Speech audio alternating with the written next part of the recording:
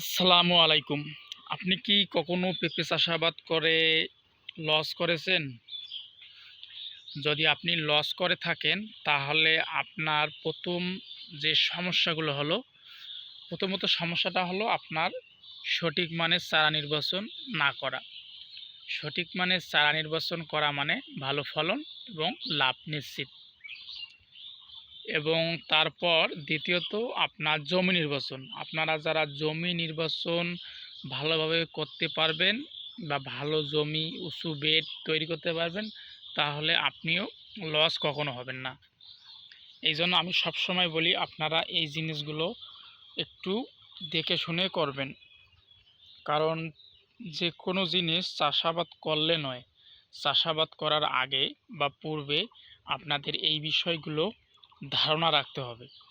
যদি আপনারা এই বিষয়গুলো ভালো করে ধারণা রাখতে পারেন, তাহলে আপনি এই পেঁপে চাষাবাদের দিকে আসবেন। তা না হলে এগুলো চাষাবাদ করে আপনি লসে করবেন।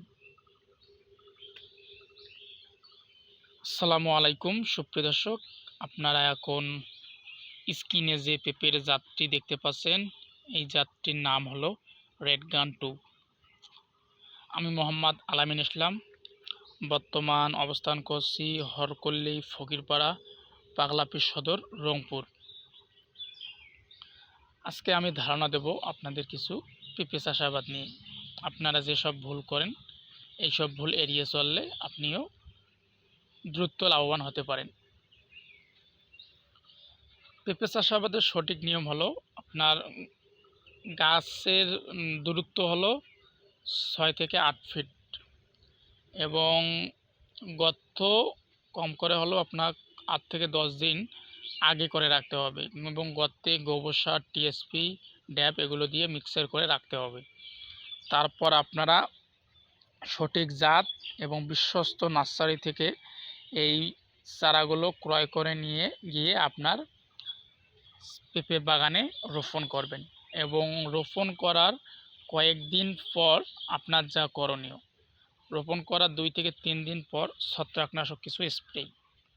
কারণ ছত্রাকনাশক স্প্রে করলে আপনার ওই পেঁপে গাছগুলোতে কোনো ধরনের আক্রমণ করতে পারবে না এবং 10 থেকে 15 দিন পর পোকার জন্য স্প্রে করবেন 3 দিন 5 দিন পর পর, তাহলে পোকাও আক্রমণ করতে পারবেন না। এবং আরেকটি কথা হলো, আপনারা জমি নির্বাচন করবেন ভালো এবং বেডগুলো যাতে উঁচু হয়।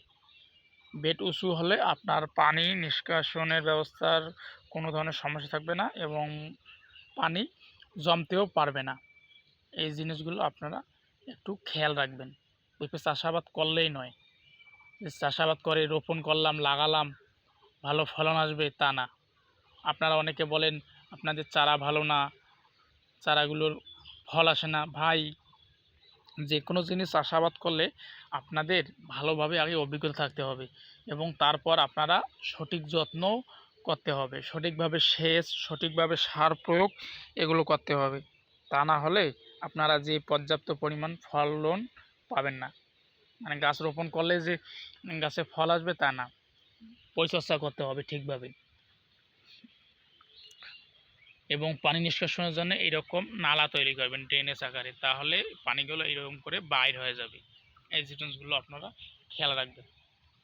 এবং পেঁপের বর্তমান বাজার মূল্য অনেক। পেঁপের আপনার সবজিটাই আপনার 50 থেকে 60 টাকা কেজি। তাহলে আপনি নিজেই ক্যালকুলেশন করে দেখুন যে আপনি পেঁপে চাষাবাদ করে কি পরিমাণ লাভ করতে পারেন। যদি এক একটি গাছে 15-20টির মতো পেঁপে ধরে, তাহলে আপনি একটা পেঁপের দাম 1.5 কেজি করে হলে তাহলে 15 দুগুণে 30 কেজি, তাহলে 30 কেজি পেঁপের দাম আপনার একটা গাছ থেকে আসতেছে কম করে 1.5 থেকে 2,000 টাকা মতো। তাহলে আপনি যদি গেলে 100টা লাগান, তাহলে মনে করেন 100 দুগুণে মনে করেন তাহলে কত টাকা আসতেছে। এই ক্যালকুলেশন করে দেখেন, আপনারা লাভ করতে পারবেন। কিন্তু এই জিনিসগুলো যদি আপনারা মেনটেন করে চলতে পারেন। এবং আমাদের একে একডো নার্সারিতে বর্তমান যে যে পেঁপের জাতগুলো রেডি আছে একদম পারফেক্ট কোয়ালিটি এবং রোগমুক্ত, স্বাস্থ্যকর। গ্রিন লেডি, তাইওয়ান কিং, বাবু, সুইট লেডি, রেড গান, টপ লেডি, শাহী এবং রাজাশাহী চারাগুলো নিতে আমাদের স্ক্রিনে দেওয়া নম্বরে যোগাযোগ করবেন।